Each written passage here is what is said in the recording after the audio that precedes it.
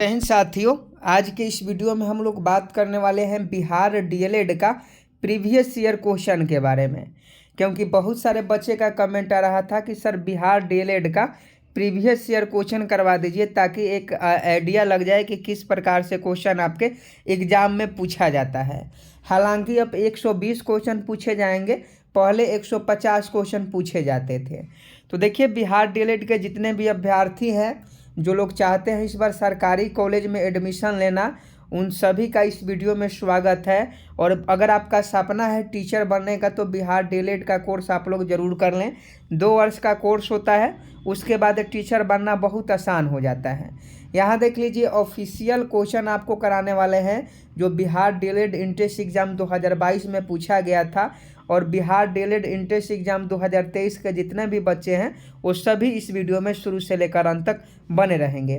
देखिए, सबसे पहला क्वेश्चन पूछा जाता है कि या तो आप हिंदी का क्वेश्चन का आंसर दें या उर्दू भाषा का क्वेश्चन का आंसर दें। तो देखिए, मुस्लिम जो होते हैं, मुस्लिम छात्र छात्राएं, वो लोग उर्दू चूज करते हैं, और जो हिंदी जानते हैं वो लोग हिंदी चूज करते हैं। तो इसे आप लोग चूज कर लीजिएगा। नेक्स्ट का सही सही जवाब बताइएगा। नेक्स्ट प्रश्न अब आपका यहाँ से शुरू हो जाता है, तो फटाफट सही जवाब बताइएगा कि छछूंदर के सिर पर चमेली का तेल लोकगीत का अर्थ क्या होगा। ये क्वेश्चन आपके बिहार डीएलएड के एग्जाम में पूछा गया था। ऑफिशियल क्वेश्चन है, इसलिए सभी लोग ध्यान देंगे, और इसका पीडीएफ आपको टेलीग्राम पर भी हम डाल देंगे। तो देखिए, इसका सही जवाब जो हो जाएगा, यहाँ देख लीजिए, इसका सही जवाब ऑप्शन सी हो जाएगा, नीच को सुंदर वस्तु की प्राप्ति। जबकि जिनका भी आंसर की है वो उन्होंने डी लगाया था, तो इनका गलत आंसर था। और छछूंदर के सिर पर चमेली का तेल का मतलब क्या होता है? नीच को सुंदर वस्तु की प्राप्ति। अगला क्वेश्चन पूछा गया था कि यह जीवन क्या है? निर्झर है में अलंकार है। तो देखिए, अलंकार रस से लगभग हिंदी में बहुत सारे क्वेश्चन पूछे जाते हैं, तो आपको हिंदी व्याकरण में खासकर अलंकार और रस पर ध्यान देना होगा। तो इसका सही जवाब बताइए कि यह जीवन क्या है? निर्झर है। इसमें कौन सा अलंकार है? तो इसमें रूपक अलंकार है। अगर आप रूपक अलंकार बता रहे हैं तो आपका बिल्कुल सही जवाब है। यह जीवन क्या है? निर्झर है। इसमें कौन सा अलंकार है? तो रूपक अलंकार है। अगला क्वेश्चन बिहार डीएलएड के एग्जाम में पूछा गया था कि साहित्य दर्पण नामक ग्रंथ के रचयिता कौन है। फटाफट बताइएगा कि साहित्य दर्पण नामक ग्रंथ के रचयिता कौन है। तो देखिए, इसका सही जवाब आचार्य विश्वनाथ जी हो जाएंगे। आचार्य विश्वनाथ जी साहित्य दर्पण नामक ग्रंथ का रचयिता है। तो देखिए, इस बच्चा सही जवाब बताया है, और इसका सही जवाब ऑप्शन बी हो जाएगा। तो इसका सही जवाब आचार्य विश्वनाथ जी हो जाएंगे। बहुत इजी क्वेश्चन बिहार डीएलएड के एग्जाम में पूछा जाता है, तो थोड़ा सा अगर आप पढ़ लेते हैं तो आपका लगभग 100 से 110 क्वेश्चन सही हो जाएंगे, और आपका सरकारी कॉलेज में आप ही के ज़िले में एडमिशन भी मिल जाएगा। आगे देखिए, मधुर मधुर मेरे दीपक जल में उसमें कौन सा अलंकार है? मधुर मधुर मेरे दीपक जल, उसमें कौन सा अलंकार है? ये भी क्वेश्चन पूछा गया था, तो इसमें अनुप्रास अलंकार है। तो ऑप्शन डी इस प्रश्न का सही जवाब हो जाएगा।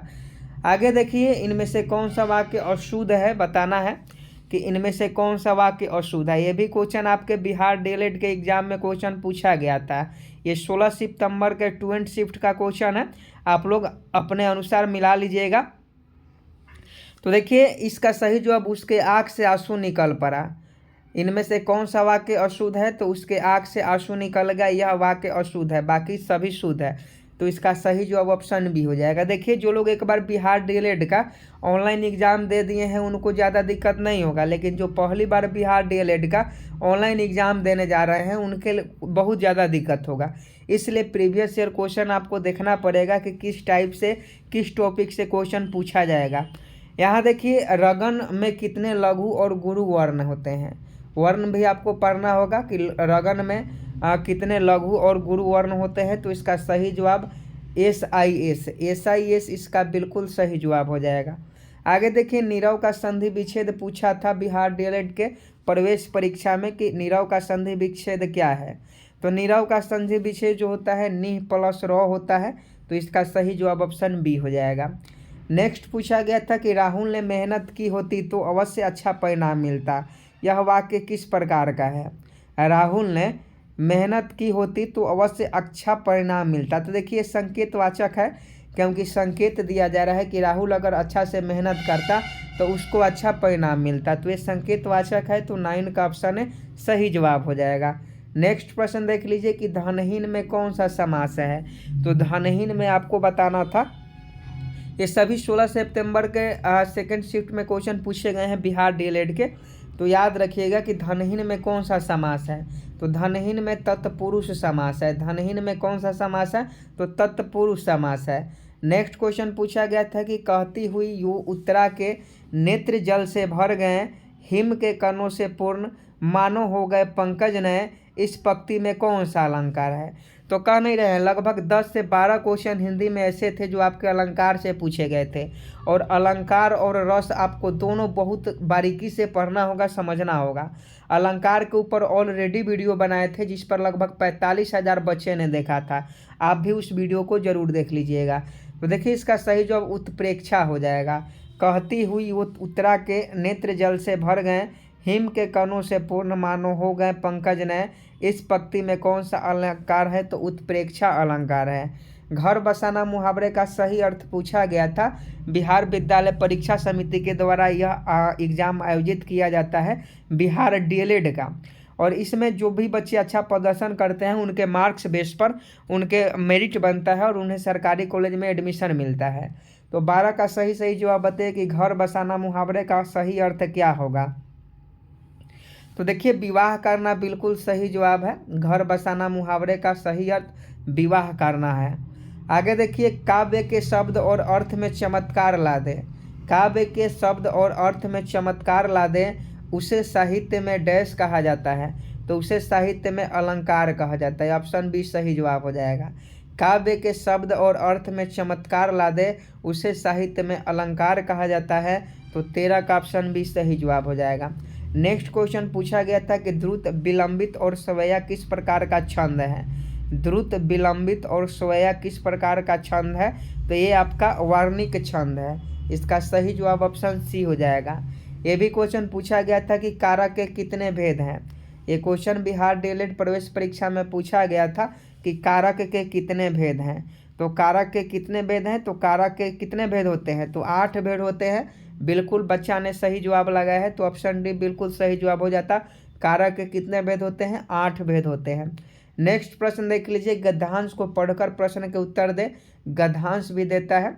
यहाँ देख लीजिए, ऐसे क्वेश्चन देखे अगर एग्जाम में मिले तो सबसे पहले आप गद्यांश पढ़िएगा, उसके बाद इसका सही जवाब दीजिएगा कि माँ का सपूत है, सबकी प्रिय है भारत माता। तो गंगा, यमुना, गोदावरी उपयुक्त सभी इस प्रश्न का सही जवाब हो जाएगा। ये पढ़िएगा गद्यांश तो आपको समझ में आ जाएगा।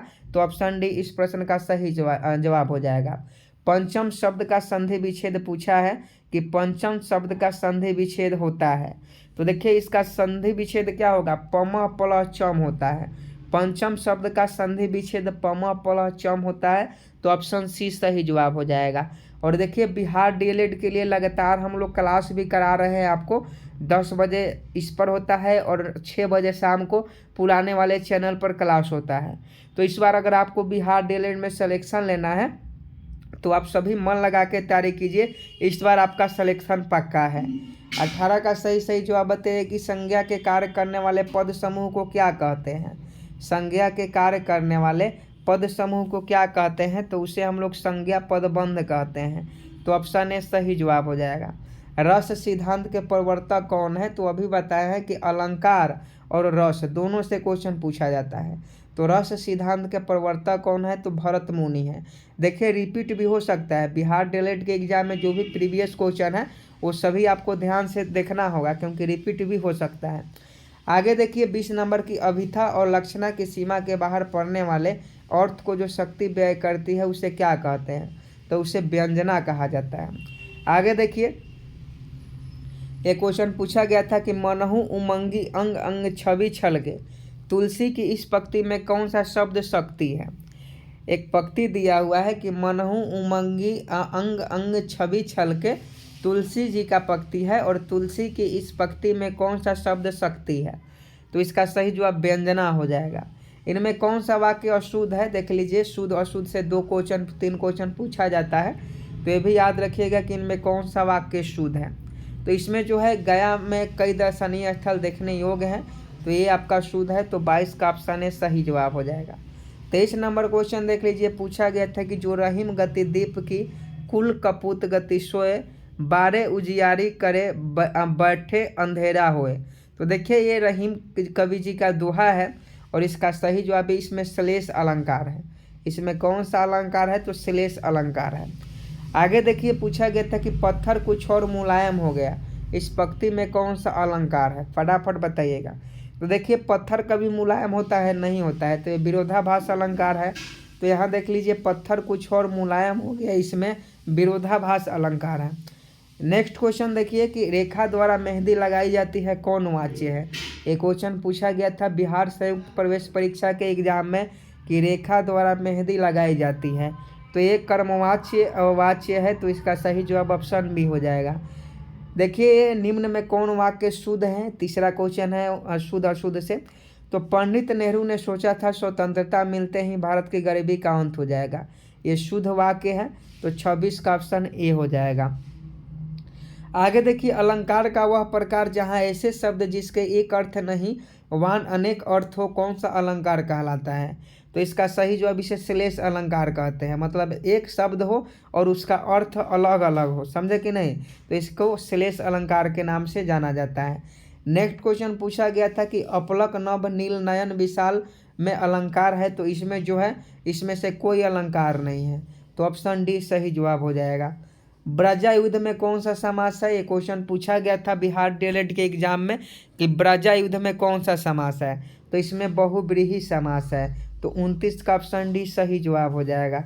नेक्स्ट क्वेश्चन पूछा गया था कि अनुशासन शब्द का विशेषण है, तो अनुशासन शब्द का विशेषण अनुशासित होता है, तो ऑप्शन बी सही हो जाता।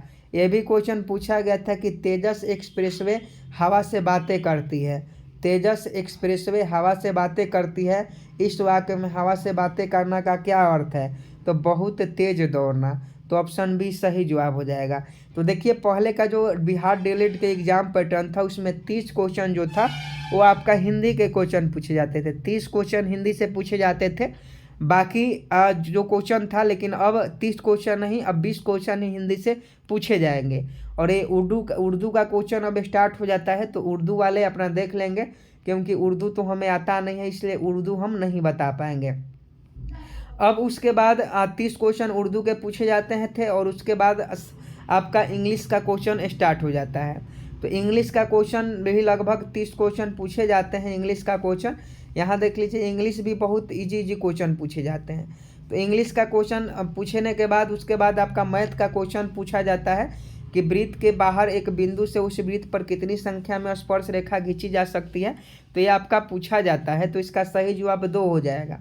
तो इस प्रकार के क्वेश्चन आपके एग्जाम में पूछे जाते हैं, देख लीजिए बहुत इजी क्वेश्चन पूछे जाते हैं, समझे कि नहीं? और 150 पहले क्वेश्चन पूछे जाते थे, लेकिन अब आपका 120 क्वेश्चन पूछा जाता था। चलिए जीके जीएस भी आपको दिखा देते हैं कि जीके जीएस में कितना इजी क्वेश्चन जो है पूछा जाता है।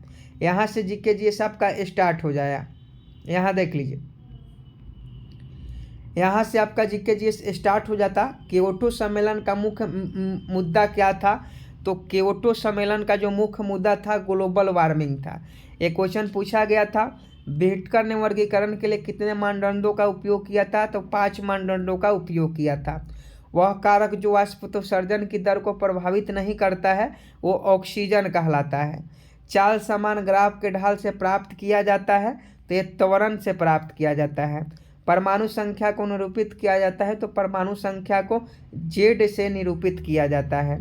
हाइड्रोजन गैस से भरे गुब्बारे को हवा में छोड़ने पर गुब्बारा क्या होता है? तो वह कुछ दूरी तक ऊपर उठेगा और हवा में तैरने लगता है।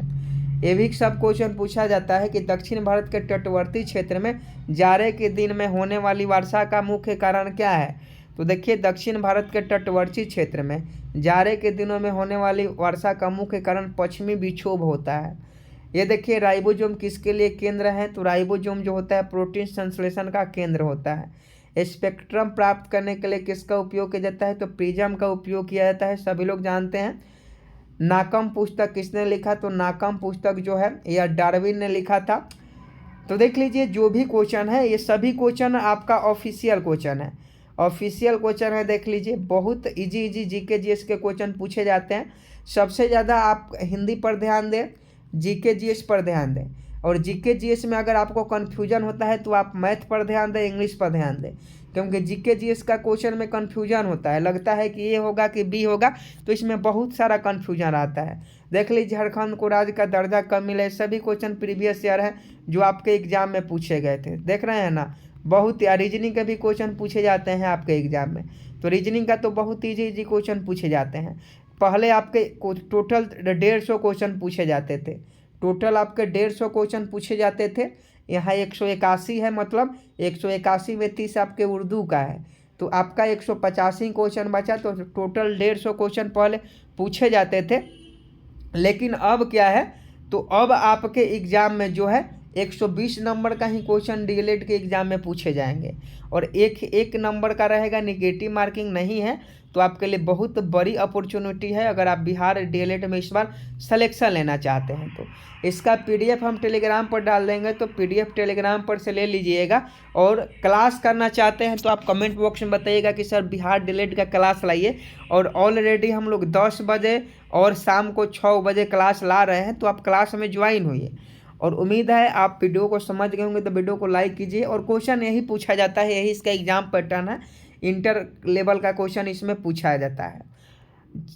मिलते हैं अगले वीडियो में, तब तक के लिए जय हिंद जय भारत।